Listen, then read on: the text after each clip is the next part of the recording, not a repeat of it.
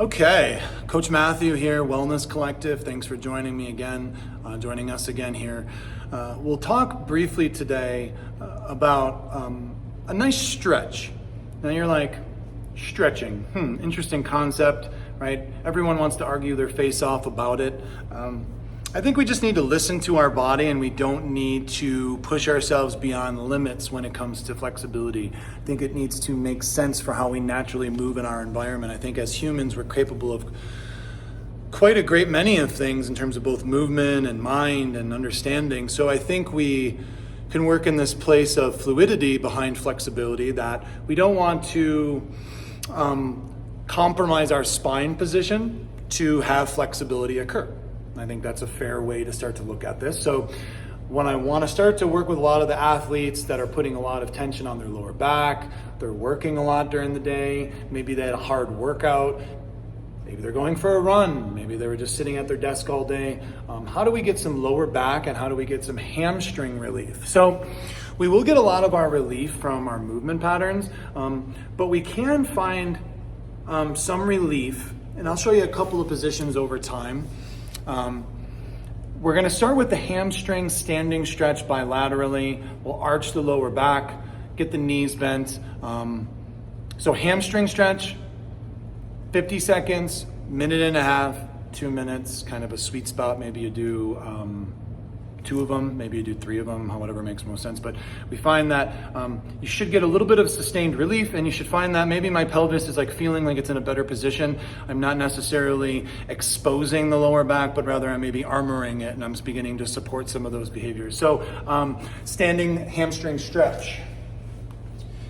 I like to start with where I used to tell my athletes to get their hands off the knees, right? Or how many times was coach like, oh, you're tired or something, your hands are on your knees. So I think this is a really nice and easy place for all of us to start. So we're in a good posture. So we get the hands on the legs, feet are hip width apart, in a nice balanced position. That knee is over our second and our third toe, which we'll talk about, in greater length as we progress. But this is a nice starting spot. My feet are underneath my hips. Now from this position, I'm going to think about pulling my shoulder blades back, okay? So up to the ceiling. I don't want to round my back here, but rather I'm thinking about pulling my spine into this neutral position. And then from here, I should be able to get my lower back to arch.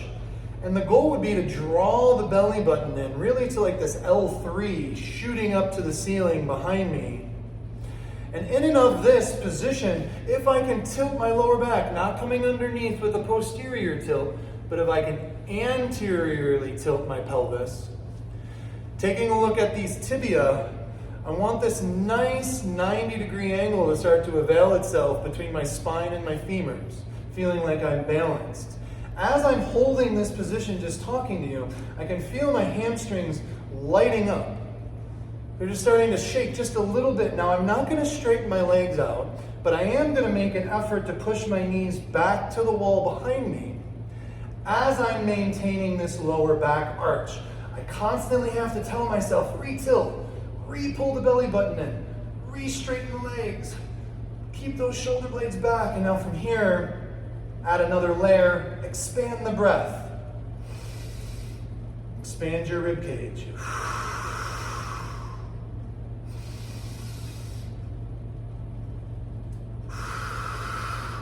Getting a little shake to start to onset itself here.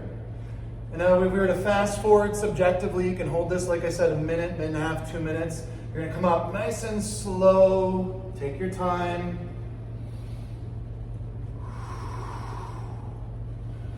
We should feel a nice sensation of relief there.